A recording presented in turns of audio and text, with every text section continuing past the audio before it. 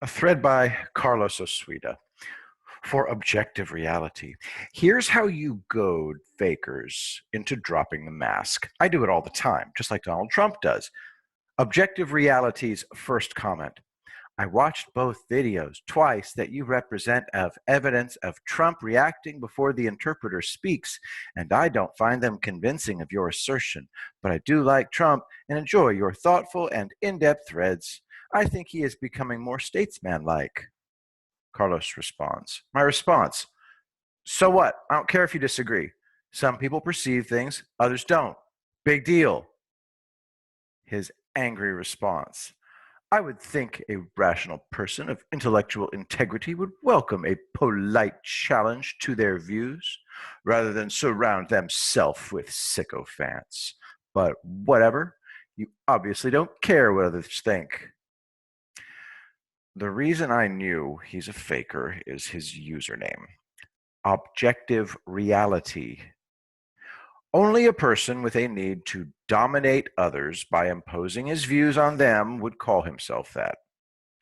He's the portal to objective reality, the keymaster, the only possible way to get there.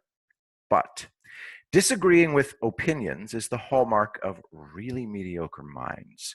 Unlike this guy, I didn't base my conclusion that Trump is a polyglot based on 2 videos.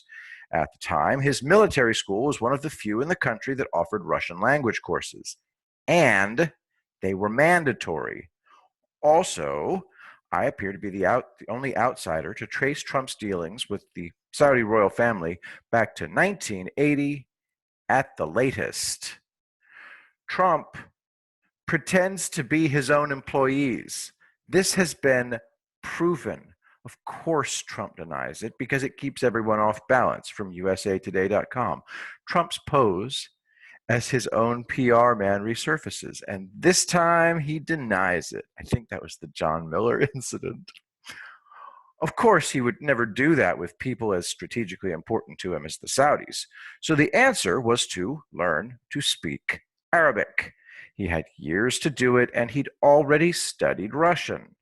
He's met alone with Putin at least twice. Putin's English is not great. And there's absolutely no way that leaders who have trouble speaking English would agree to speak it with Trump.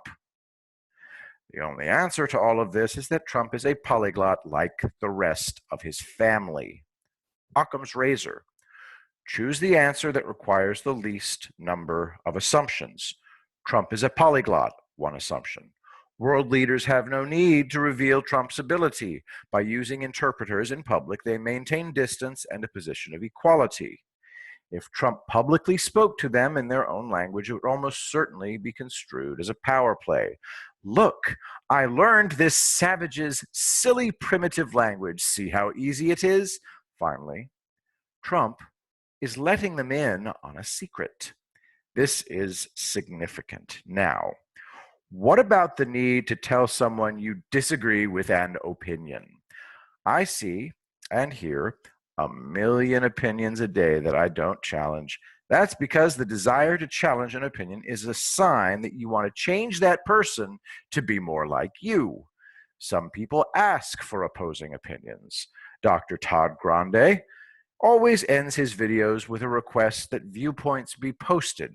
I disagree with him on his self-admitted guesses about Trump.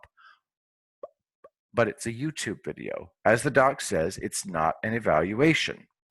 And what kind of trouble could he cause for himself by saying anything that could be even remotely construed as pro-Trump?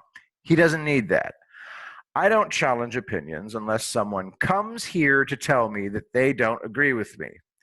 Why are we supposed to welcome a polite challenge to our views? That means every single time we speak, someone will demand that we defend ourselves. It's a way of telling you to shut up and never express opinions. That's why an astonishing 62% of Americans are afraid to express their political views. From Cato.org poll, 62% of Americans say they have political views they're afraid to share. I've endured that for 12 straight years now in the field of military studies. I stopped going to a particular website because no matter what I said, the owner politely challenged me. He was just being a dick, and he turned out to be wrong. In World War I, the German Flamethrower Regiment was personally awarded the Death's Head Sleeve Badge by the Kaiser on July 28th, 1916. See, there it is. They wore it on the center of the cuff of the field jacket sleeve. I started finding images of men who wore the badge above the cuff, right below the elbow. Okay, that's a small difference, but I just want to just do it twice so you can tell what we're talking about here. It's here. Now it's here on this guy. So it's basically just slightly moved towards the elbow. The guy who created the first German assault battalion was named Willy Rohr, a dashing young captain. The commander of the Flamethrower Regiment was named Bernhard Redemann, a dumpy, middle-aged former fire chief. Rohr was a former student of Redemann. He stole Redemann's ideas and claimed that he originated them. He was also assigned flamethrower troops who were taken from the regiment and became official members of the assault battalion. All other flamethrower troops were detached from the regiment and temporarily assigned to assault units. And to top it off, the men from Rohr's unit were then rotated back into the regiment and became members again. Redemann got no credit for Rohr's flame battle victories. This, despite the fact that Rohr's flamethrower troops were fully trained by Redemann and received zero training from Rohr. So, I theorized that the badge worn below the elbow was worn by Rohr's flamethrower troops because the award went to the regiment, not the battalion. I figured that Rohr demanded the badge, Redemann protested, and the Kaiser compromised by letting Rohr's flamethrower troops wear the badge in a different position. Oh my God. But how do you know? Do you have any evidence? Where's the documentation? It was a theory, an opinion. But you can't just go around making statements like that. I disagree. It's probably just men sewing on the badge wherever they want on the sleeve. This dick demanded that I agree with his opinion. I started finding images of men changing their badges to the regulation position. I theorized that this was after they were sent back to the Flamethrower Regiment and became official members. Okay, look, see? Same dude, right near the elbow. Now, much closer to the sleeve. You know, closer to the cuff.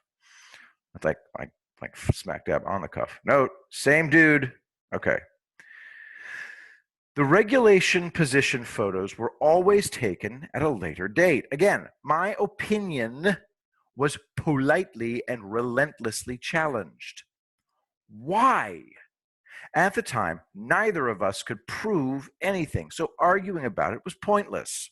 Finally, I found a photo of the assault battalion undertaking a large exercise, and every single man wore his badge below his elbow. Like this. Badge below the elbow. Then I found a photo of a guy wearing the flamethrower badge and the assault battalion badge on the same sleeve. The dick didn't even respond. His goal had been to force me to shut up. When I proved him wrong, he simply moved on to the next way he could try to dominate people. You are under no obligation to defend opinions. You're not giving a deposition, for God's sake. And when somebody claims that all people of rational intellectual integrity welcome challenges to every single thing they say, tell them to cram it. The fact that the guy got pissed is proof that I was right about him. Another totalitarian roaming Twitter looking for double plus ungood thinking to stamp out. Opinions aren't statements of fact. Unless you ask for opposing views, you don't have to accept polite challenges.